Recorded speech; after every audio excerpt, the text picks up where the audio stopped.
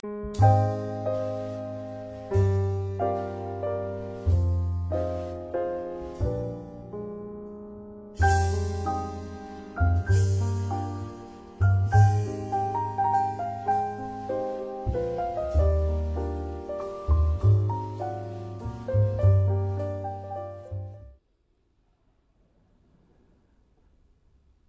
étrange de voir comment le Christ lui-même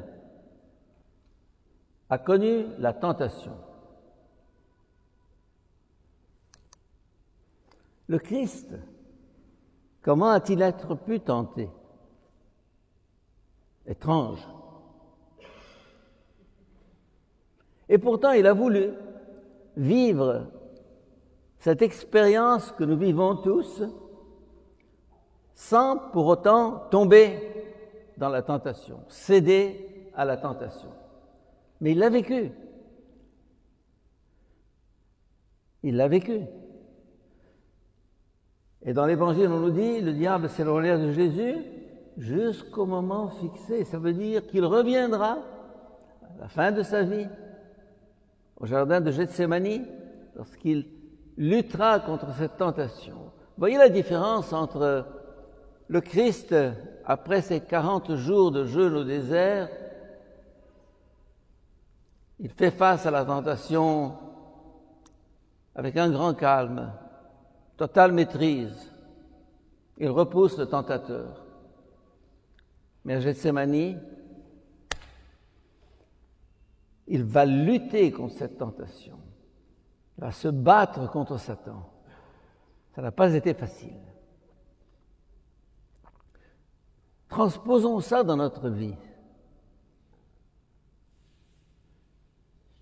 Nous-mêmes, quelquefois, face à la tentation, nous sommes forts, nous nous sentons forts. Tac, tac. Un nom lancé à la face du tentateur. Mais très souvent,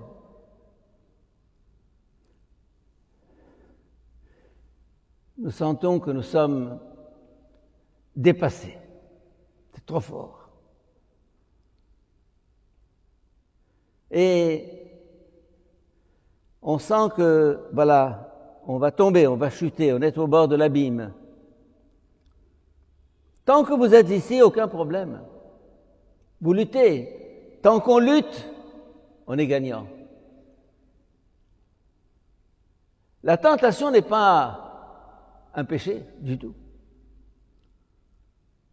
La tentation n'est pas un péché et Dieu la permet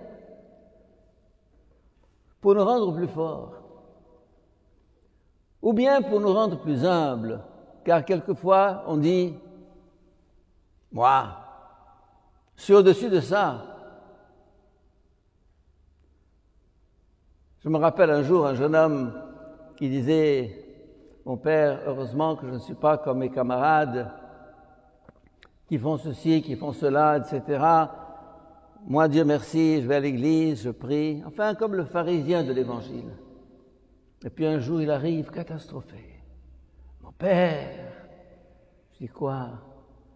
Il me dit « Mon père, je me suis masturbé. » Ah ! Eh bien, je lui dis « Tant mieux. » Il dit « Quoi ?» Je dis parce que tu comprendras que tu n'es pas meilleur que les autres, que tu es aussi fragile que les autres et que tu peux tomber comme les autres tombent et tu t'es, ce qu'on appelle la présomption. Hein. Tu as présumé de tes forces. Moi.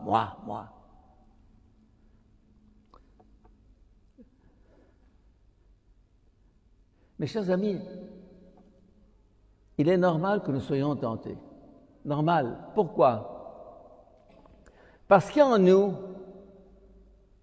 l'ange et la bête, pour reprendre la phrase de Pascal. L'homme n'est ni ange ni bête, mais le malheur veut que qui veut faire l'ange fait la bête. C'est-à-dire que nous jouons quelquefois aux anges. Ah, moi je suis au-dessus, tu n'es pas au-dessus. En nous, la bête est là, tapis au fond de nous. Nous émergeons de l'animalité, mes chers amis, ce n'est pas simplement Darwin qui le dit, mais il la confirme. Il y a en nous l'animal, par tout notre organisme, par tous nos instincts, par toutes nos pulsions, il y a l'animal en nous, la bête, l'instinct de jouissance, l'instinct de possession, l'instinct de domination, l'instinct de vouloir se faire centre, de vouloir se faire... Et alors, c'est comme ça, c'est notre nature humaine. Dieu aurait pu nous créer des anges sans corps, sans instinct, sans rien. Non, il nous a fait hommes. C'est comme ça. Acceptons-nous dans notre humanité.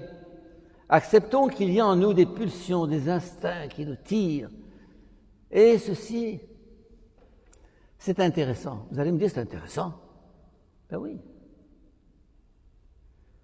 C'est intéressant parce que il y a un proverbe chinois qui dit « L'homme est le fils de l'obstacle ». C'est devant l'obstacle que l'homme grandit. Je marche et je me trouve devant un mur. Je dis « Ah, je ne peux pas avancer ». Je regarde à droite, un mur. À gauche, un mur.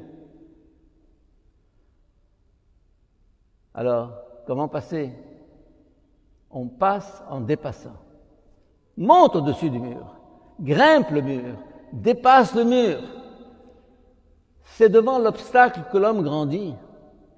L'homme est appelé à grandir, jour après jour. Et la tentation ou l'épreuve sont là précisément pour nous aider à affronter l'obstacle. Vous qui êtes pour la plupart des parents ou des éducateurs, si vous voulez créer un enfant complètement mou,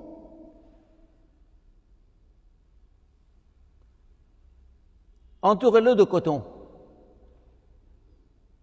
Je me rappelle mon frère, le frère Boulade, un jour les parents sont venus se plaindre que le professeur a été dur avec son fils et je ne sais plus qu'est-ce qu'il lui a fait. Il lui a dit, madame, prenez votre enfant, mettez-le dans du coton et tranquillement gardez-le à la maison parce qu'il va se faire du mal. Il va traverser la rue, oh, il va tomber, il va... Voilà, une éducation à l'eau de rose. Autrefois, la vie se chargeait de nous former. Pas d'électricité, pas d'eau, le froid. Je me rappelle quand j'étais petit, il n'y avait pas d'eau chaude. La douche était froide. Brrr. Etc. Maintenant, on a la climatisation, on a l'eau chaude, on a le microwaves, on a... C'est tellement facile, tellement facile. Alors ça nous endort. Rien de pire qu'une vie facile. Rien de pire qu'une vie facile. Alors le carême est justement pour mettre dans notre vie du difficile, de la difficulté. Elle ne vient pas du dehors, des circonstances, elle ne nous est pas imposée. Je me l'impose. Le carême, c'est ça. Je fais un effort. Je me dépasse. Le père de l'athéisme moderne, Nietzsche, Friedrich Nietzsche, disait « L'homme est quelque chose qui doit être surmonté. L'homme est quelque chose qui doit être surmonté. » L'homme est toujours au-delà de l'homme. Moi, je suis toujours au-delà de moi-même. Et le christianisme nous dit, attention, ne t'endors pas. Nous avons chanté tout à l'heure, lève-toi et marche. Vous n'avez jamais réfléchi à la station verticale, la station debout? Je suis debout. Sur quoi? Sur une petite surface comme ça? Comment je suis debout? Comment je ne tombe pas? C'est un miracle. La station verticale est un miracle. Vous n'avez jamais réfléchi à ça, sans doute. Non? Bien sûr. On trouve normal qu'on soit debout et qu'on ne tombe pas. La station verticale est une conquête de l'homme sur l'animal. L'animal est à quatre pattes. À quatre pattes, on est tranquille. Quatre pattes. Et debout. Dans mon livre, Jésus en blue jeans, la première des paraboles, c'est la bicyclette. Un garçon essaye de monter à bicyclette. Il tombe à gauche, à droite, devant, derrière. Il s'arrête, il laisse sa bicyclette, il s'assoit sur le bord du trottoir. Il dit, zut, ça suffit. Jésus, qui le regarde avec un sourire, vient et lui dit, qu'est-ce que tu as? Il dit, mais pourquoi on n'a pas fait une bicyclette à 3 roues?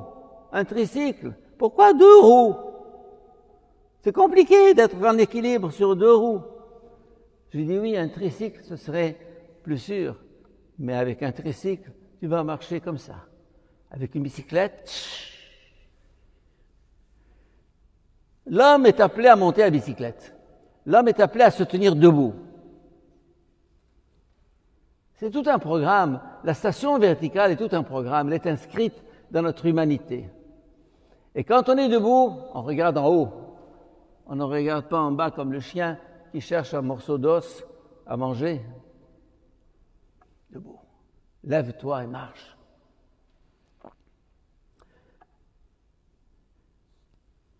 Comment gérer en nous l'ange et la bête, l'homme et l'animal?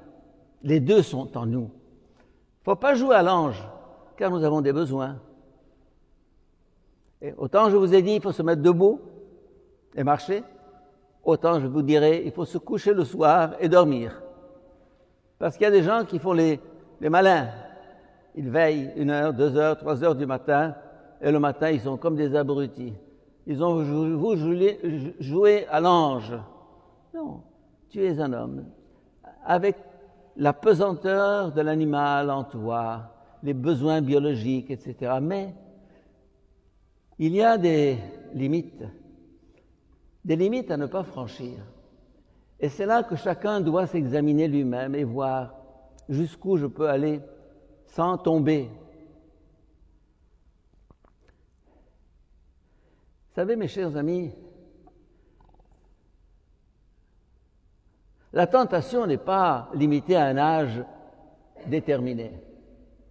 Quand j'avais 15 ans et que la crise de puberté est arrivée, paf, ça a éclaté en moi. Et je me suis dit, bon, peut-être qu'à un certain âge, on n'aura plus ces tentations. Je me suis dit, après 60 ans, c'est fini. Après 70 ans, c'est fini. Après 80 ans, c'est fini. Ben, j'ai 85 ans et ce n'est pas fini. Vous allez me dire, tu te confesses publiquement comme ça? Ben oui. Ben oui. J'ai bientôt 85 ans et je sens que tous les jours, je dois mener le combat contre le vieil homme, comme dit saint Paul, le vieil homme. Il m'habite, le vieil homme. Il m'habite, il est là, tyrannique. Et alors, je me rends compte que il ne faut pas louvoyer, tourner en rond. Non! Face à la tentation, non! Ne mettez pas le doigt dans l'engrenage, sinon vous allez être complètement happé et ce sera fini. C'est pas facile. Et c'est pourquoi l'Église nous propose ce temps de carême. Et peu importe comment vous faites votre carême, pas de viande. Bon, moi je n'aime pas la viande. Bon, tu mangeras de viande dans ton carême parce que tu n'aimes pas la viande. Le poisson, j'aime beaucoup le poisson, eh bien, etc. Poisson, des œufs, du lait, du fromage, de la viande, ça n'a aucune importance. Quel est ton point faible? La télévision. 5 minutes de télévision pendant le carême. 5! Je passe 5 heures. Enfin, si vous voulez 10 minutes, je vous accorde encore 5 minutes de plus. Mais les cigarettes, mobile, le portable, Facebook, la colère. Pendant le carême, je ne me mettrai pas en colère.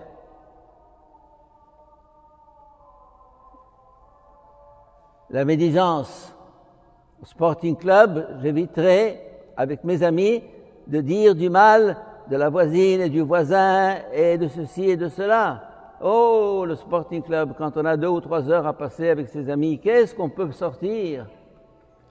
Eh bien voilà, un effort de carême. C'est à chacun de se demander comment faire ce carême, mais réagir.